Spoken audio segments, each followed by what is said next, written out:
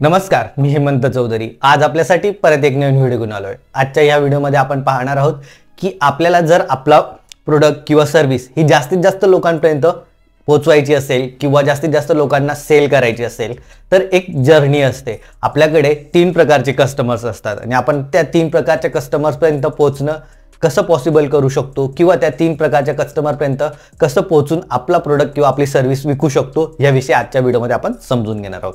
जर तुम्ही business owners असाल, जर तुमच्याकडे एक छोटासा काय होईना एक प्रोडक्ट असेल, सर्व्हिस असेल, तर आजचा व्हिडिओ तुमच्यासाठी 100% कामात येईल। कारण आजच्या व्हिडिओमध्ये तुम्हाला हे शिकायला भेटेल की आपण कशा पद्धतीने आपला जो काही कस्टमर असेल त्याच्यापर्यंत पोहोचू शकतो। सिंपल आहे, इझी आहे, पण ते तुम्हाला समजणं गरजेचं आहे। जर ही गोष्ट जर तुम्हाला प्रॉपर समजली तर इझिली तुम्ही जास्तीत जास्त कस्टमर्स पर्यंत जाऊ शकतात। तुमचा प्रोडक्ट, तुमची सर्व्हिस ही जास्तीत जास्त लोकांपर्यंत पोहोचू शकतात आणि त्यातनं जास्त तुम्हाला प्रॉफिट सुद्धा मिळू शकतात। तर आज आपण समजून घेऊयात हे 3 प्रकारचे जे काही लोक आहेत, जे काही लोक आपले कस्टमर्स असतील त्यांच्यापर्यंत कसं पोहोचायचं आणि अगोदर ते काय आहे हे समजून घेऊयात। तर सिंपल काय असतं की हे 3 प्रकारचे लोक असतात, बरोबर। इथं आपण 1, 2 आणि 3 या ठिकाणी घेतलं, राईट। तर ह्या ठिकाणी काय असतं, टॉपला सगळ्यात वरती कोण असतं की आपला सगळ्यात पहिला आपला कस्टमर असतो तो कोल्ड कस्टमर, बरोबर। त्यानंतर येतो वॉर्म कस्टमर,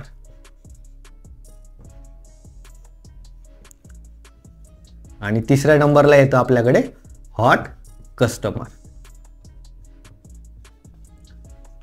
हे तुम्ही हा व्हिडिओ व्यवस्थित पद्धतीने बघा जेणेकरून तुम्हाला ही गोष्ट कळेल।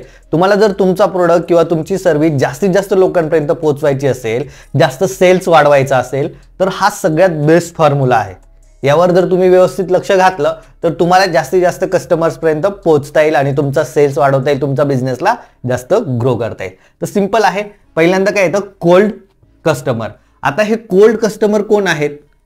हे कोल्ड कस्टमर असे कस्टमर्स आहेत जे आजपर्यंत आपल्याला ओळखत नाही किंवा आजपर्यंत आपला प्रोडक्ट कधी त्यांनी घेतलेला नाही किंवा बघितलेला नाही, असे आपले कोल्ड कस्टमर्स असतात। ओके। दुसऱ्या नंबरला येतं वॉर्म कस्टमर्स। वॉर्म कस्टमर्स कोण आहेत? ज्यांनी आपली फेसबुक ऍड बघितली असेल, ज्यांनी आपल्या ब्रँडचं कुठेतरी ऍड बघितली असेल, जे लोक आपल्या शॉप पासून फिरलेले असतील, ज्यांना माहिती की यांचा एक शॉप आहे किंवा यांची ऑनलाईन एखादा जो काही बिझनेस असेल, वेबसाईट आहे, ते वॉर्म कस्टमर झालेत। आणि हॉट कस्टमर कोण झालेत?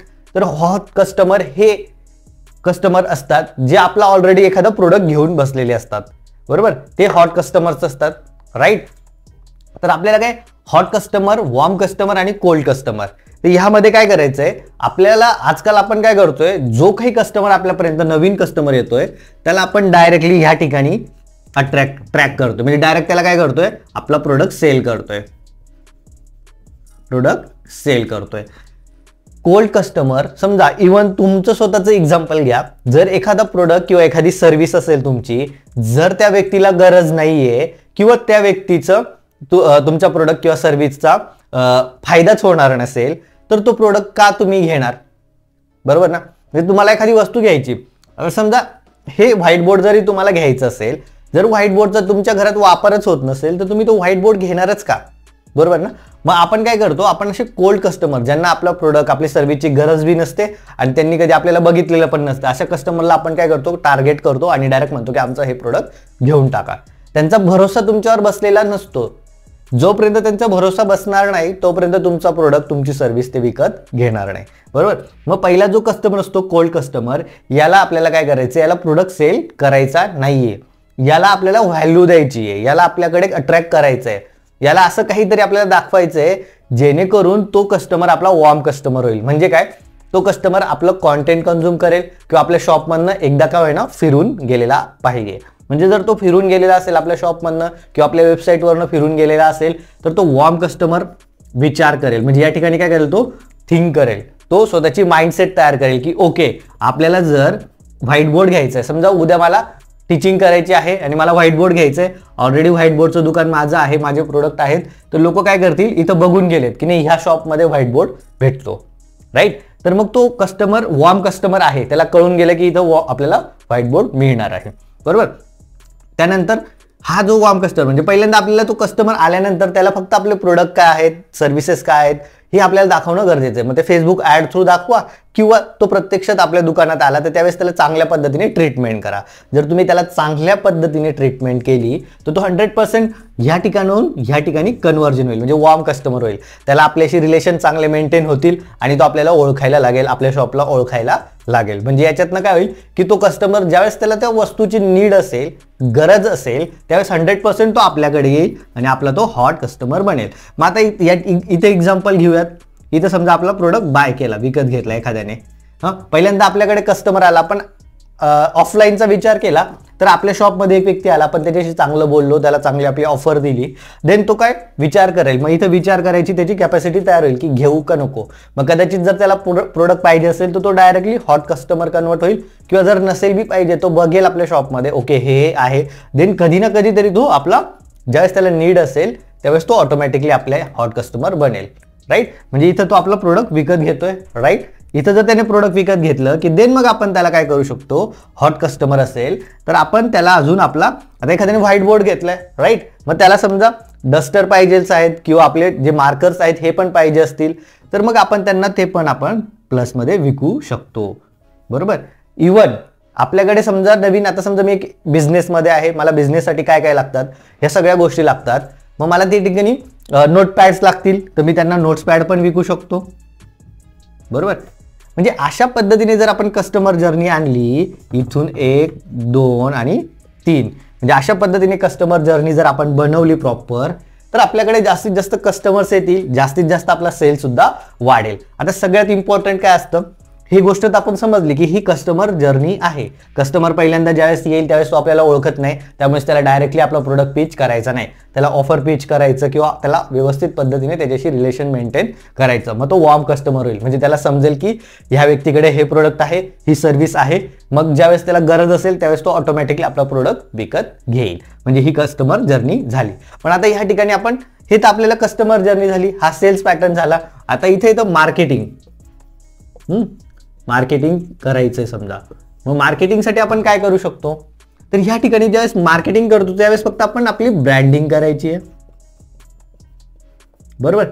या ठिकाणी आपण त्याला ऑफर करायचंय, या ठिकाणी डायरेक्ट त्याला आपण आपला न्यू प्रोडक्ट जो असेल तो हाय तिकीट प्रोडक्ट आपण ऑफर करायचा आहे. हाय तिकीट इथं ऑफर बनवून ऑफर आपण प्रोमोट करायचंय. म्हणजे काय, ज्या वेळेस आपल्याकडे कोल्ड कस्टमर असेल, जो कस्टमर आपल्याला कधी ओळखत नाही, त्याला आपल्याला काय करायचं, ब्रँडिंग, आपला प्रोडक्ट, आपली सर्व्हिस त्याच्या नजरेत आणून द्यायची आहे. ज्यावेळेस आपण त्याच्या नजरेत खूप वेळा आणून दिली ती गोष्ट, तर त्याला समजेल की ज्यावेळेस त्याला त्या प्रोडक्टची गरज असेल त्यावेळेस तो आपल्याला डायरेक्टली आपल्यापर्यंत येईल. मग त्यावेळेस त्याला ऑफर दिसेल. राईट, ऑफर म्हणजे काय, पहिल्यांदा आपला ब्रँडिंग की आम्ही असं आहोत ते, किंवा आपण कॉन्टेंट बनवतो सोशल मीडियावर, त्याच्यातनं आपल्याला ओळख होत जाते. त्यानंतर या ठिकाणी ऑफर बिल्डिंग, आपण काय करतो, 2 नंबरला जे काही वॉर्म कस्टमर आहेत त्यांना ऑफर करायची.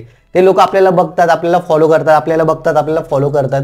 मग त्यांना आपण जर असं लिहिलं, समजा तुमचं ऑफलाईन एक किराणा दुकान आहे, मग किराणा दुकानात जर म्हटलं की आज जर तुम्ही 5 किलो ऑइल घेतलं तर त्याच्यावर 1 किलो साखर फ्री.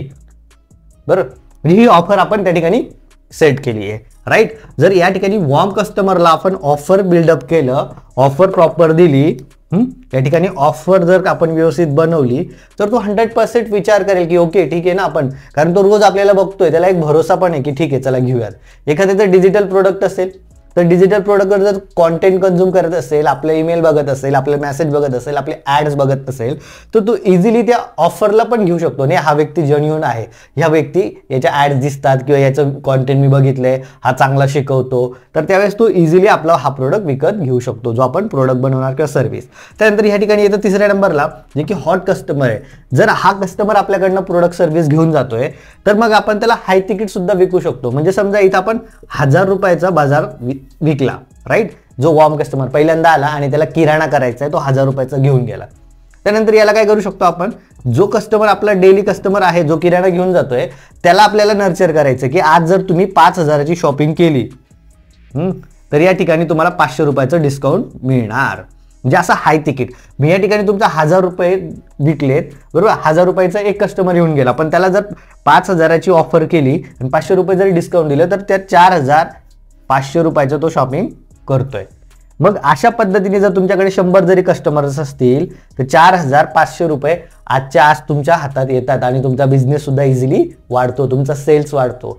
म्हणजे हे तुम्हाला लॉजिक लावायचं. याला जर तुम्ही कोणतीही वस्तू विकायला घेतली तर तो व्यक्ती विकत घेणार नाही, कारण त्याचा ट्रस्ट नसतो, त्याला सुरुवातीला एवढी गरज नसते त्या गोष्टींची. पण एकदा काय तुमचा ऑफरमध्ये एखादा व्यक्ती आला, इव्हन तुमचं फर्निचरचं जरी दुकान असेल, एखाद्याने आपल्या फक्त चेअर घेतली, राईट, त्याने चेअर घेतली, देन त्याला आपण नंतर पिच करू शकतो. त्याला वाटलं की चेअर छान आहे, हे आहे, आपण चांगली ऑफर देतो, तर मग त्यानंतर तू काय करेल, चेअर नंतर तो सोफा सुद्धा आपल्याकडनं घेईल.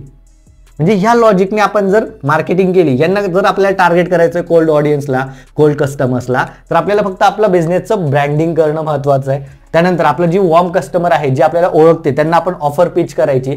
ऑफर पिच करताना पण आपण म्हणू शकतो की 10,000ची खुर्ची फक्त 6,000 रुपयाला भेटते, असं काहीतरी युनिक आपण त्यांना ऑफर केली ना की ते इझिली आपल्याकडे अट्रॅक्ट होतात, आपला प्रोडक्ट विकत घेतात. आणि एकदा काय तो आपल्याकडनं प्रोडक्ट विकत घेऊन गेला, त्यानंतर आपण त्याला आपले जे काही पुढचे प्रोडक्ट असतील, समजा एखाद्याने चेअर घेऊन गेला 6,000ची आणि आपला सोफा आहे 20,000चा, मग देन त्याला आपण इझिली कन्वर्ट करू शकतो की सर तुम्ही आमच्याकडनं चेअर घेऊन गेले, तुम्ही 20,000चा आमचा सोफा सुद्धा घेऊ शकतात, आणि जर तुम्ही आलात तर तुम्हाला अजून 10,000 रुपयाचा डिस्काउंट भेटेल. म्हणजे तो 19,000 ते 18,000पर्यंत आपण सोफा त्याला इझिली विकू शकतो. तर ही सिंपल जर्नी आहे कोल्ड कस्टमर, वॉर्म कस्टमर आणि हॉट कस्टमर.